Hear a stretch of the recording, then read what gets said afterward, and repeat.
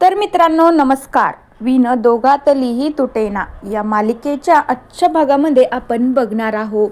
इकडे मात्र आता अर्पिता आणि मल्लिका आणि अंशुमनचा तर प्लॅन झालेलाच असतो. आता मकर संक्रांत असल्यामुळे त्यांच्या घरी ना आदिरा, रोहन, स्वानंदी आणि समरचा कार्यक्रम असतो, कारण की त्यांची पहिलीच मकर संक्रांत असते. आता त्यानंतर मात्र आता इकडे रोहन आदिराला भेटण्यासाठी बाईकवर येणार असतो, पण तेवढ्या वेळामध्ये अंशुमनचा प्लॅन असतो की रोहन घरी आलाच नाही पाहिजे.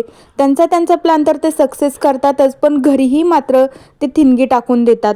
तर आता घर आलेले बाकीचे मेंबर आणि घरातले इतर फॅमिली मेंबर तेही असतात. तर रोहनचीच आतुरतेनं वाट बघत असतात. आदिरा तर खूप खचून जाते की हा आता यांचं ना माझ्यावर प्रेमच राहिलं नाही म्हणून हा आलाच नाही, नाहीतर हा आतापर्यंत आला असता. तरीही मात्र आदिरा रोहनला एक चान्स देण्याचा प्रयत्न करते की नाही तो नक्की येईल. आणि मग त्यानंतर अंशुमन येतो आणि म्हणू लागतो, मॉम इकडं काय चालू आहे, मला तर काही कळतच नाही, तुम्ही कुणाची वाट बघताय. अंशुमन मात्र नाटक करतच मल्लिकाला विचारत असतो. तर मल्लिका म्हणू लागते, अरे अंशुमन, रोहन येतोय ना, आदिराही त्याचीच वाट बघते आणि आम्ही सगळे ना त्याचीच वाट बघतोय.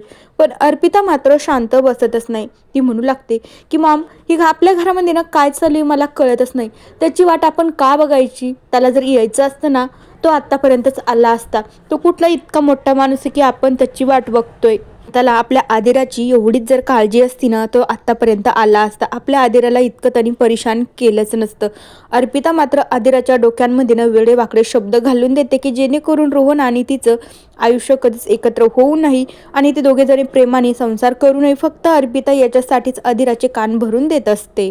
त्यावेळी अर्पिता आदिराला म्हणू लागते की आदिरा बघ, त्याला जर तुझी इतकी काळजी असती ना तर तो आतापर्यंत आला असता, तुला कॉल वगैरे तरी त्यांनी केला असता. बघ जरा, आपल्या घरातल्या इतक्या माणसांसमोर, इतक्या व्यक्तींसमोर तुला एकटं पाडलंय त्यांनी.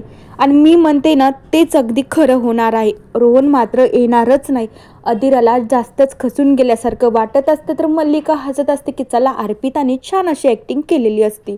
त्याच्यामुळे इकडं समरही मात्र काळजीत पडतो. आजीला तर धक्काच बसतो. या मुलीला ना जिथे नाही बोलायची तिथे सवयच लागली आहे. ती बिचारी आधीच खचून गेली आणि त्याच्यावर हिला टॉर्चर करते, तिचे कानं भरून देते. मग त्यानंतर अर्पिता म्हणू लागते की हे बघ आदिरा, रोहन जर आज इथे आला नाही ना तर मग तू समजून जा, त्याचं तुझ्यावर प्रेम वगैरे काहीच नाही. आतापर्यंत जो काय होता ना तो फक्त एक दिखावा होता आणि तो त्यांनी आता साध्य करून दाखवलेला आहे. आज रोहन येणार नाही म्हणजे नाही. आता तेवढं बोलल्याच्या नंतर आदिराला तर खूपच मोठा धक्का बसतो. समरलाही मात्र अर्पिताचा खूप राग येतो आणि अर्पिताच्या बोलण्यामुळे समरलाही मात्र धक्का बसतो. आजीला तर कळतच नसतं की ही मुलगी काय बोलते आणि काय नाही. मल्लिकाही एका मिनिटासाठी आश्चर्यचकित होते की अर्पितानं असं बोलायला नको होतं. माझ्या आदिराची पण तिला थोडीशी काळजी नाही का? तर दुसरीकडे रोहन इकडे येण्यासाठी निघत असतो. तर मल्लिका, अंशुमन आणि अर्पिताच्या प्लॅननुसार त्याचा तो अपघात करतात. त्याला फार अशी जखम वगैरे होत असते. तर मित्रांनो, बघूया उद्याच्या भागात काय बघायला मिळतं. तोपर्यंत या मालिकेच्या पुढील भागांच्या अपडेटसाठी आपले चॅनलला सबस्क्राईब करा. So bye.